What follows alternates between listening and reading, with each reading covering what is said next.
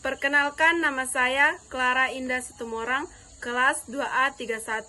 Tujuan video saya adalah menjelaskan pengertian HOTS, pentingnya HOTS dalam pendidikan, teknik atau strategi pendidikan, serta contoh penerapan dalam kehidupan sehari-hari. Oke, pada pagi hari ini sebelum kita memulai pembelajaran, alangkah baiknya kita memulai dari berdoa dan bernyanyi. Oke, maju ke depan, siapa yang bisa memimpin?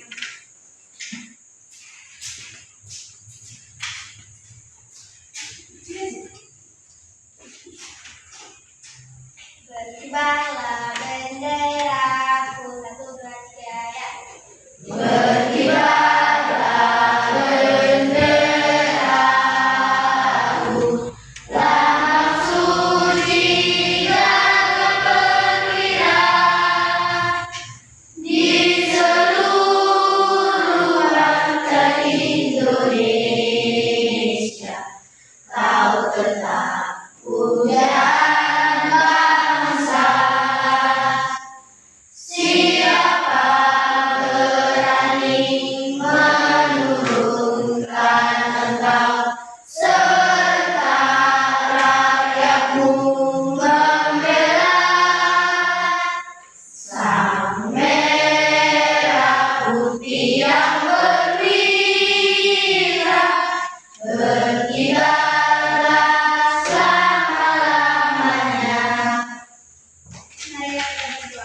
Terima kasih Bapak, terima kasih Yesus buat Engkau telah menemani kami di.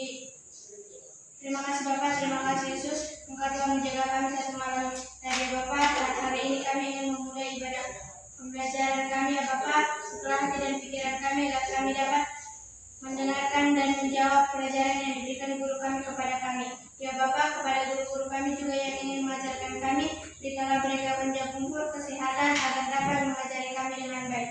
Ya Bapak, kepada kedua orang tua kami, berikan mereka rezeki yang berlimpah, kesehatan, panjang umur, agar mereka dapat menafkahi kami dengan baik. Ya Bapak, kami adalah orang yang berdosa, ampunkanlah segala dosa-dosa kami agar tidak terhalang oleh kasih-Mu kepada kami.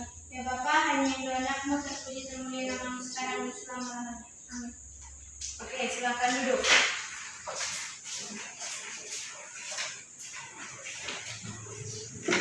Oke, apa kabar hari ini? Hadir semua kan? Hadir Bu. Oke, kita akan belajar tentang pengertian HOTS. Ibu akan menerangkan apa itu HOTS. HOTS adalah keterampilan berpikir tingkat tinggi yang menuntut peserta didik untuk menganalisis, mengevaluasi, dan mencipta, bukan sekedar mengingat atau memahami informasi. Oke, itulah pengertian HOTS. Dan apa kepentingan HOTS di dalam pendidikan? Ada 3. Yang pertama, membekali peserta didik dengan kemampuan berpikir kritis dan logis. Yang kedua, mendorong siswa mampu memecahkan masalah dalam kehidupan. Dan yang ketiga, membuat siswa tidak hanya pendengar pasif tetapi menjadi subjek utama dalam proses belajar. Oke, pentingnya HOTS dalam pendidikan ada 3. Dan teknik atau strategi pengajaran di HOTS ada juga yang terdiri dari 3. Yang pertama, diskusi kelompok. Diskusi kelompok adalah strategi pembelajaran yang melibatkan yang peserta didik untuk bertukar pendapat, mengemukakan ide. Melalui diskusi, siswa dilatih untuk menganalisis permasalahan, mengevaluasi argumen, serta menyusun kesimpulan bersama. Dan yang kedua, pemecahan masalah. Pemecahan masalah merupakan strategi pembelajaran yang menempatkan peserta didik pada situasi bermasalah yang bersifat konstekstual dan nyata. Siswa dituntut untuk mengidentifikasi masalah, menganalisis penyebab, dan menentukan solusi yang tepat. Dan yang terakhir, tekniknya adalah pembelajaran berbasis proyek. Pembelajaran berbasis proyek adalah strategi pembelajaran yang memberikan kesempatan kepada peserta didik untuk merancang,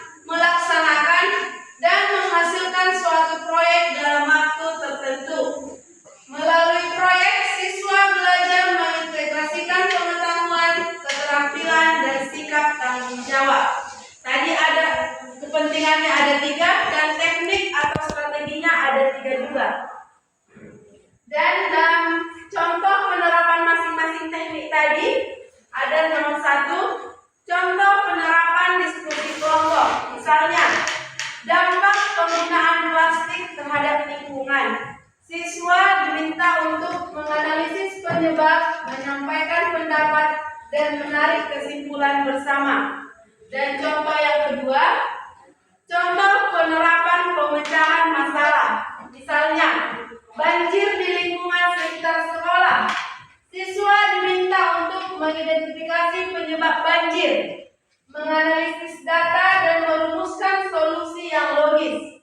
Dan contoh yang ketiga, contoh penerapan pembelajaran berbasis proyek.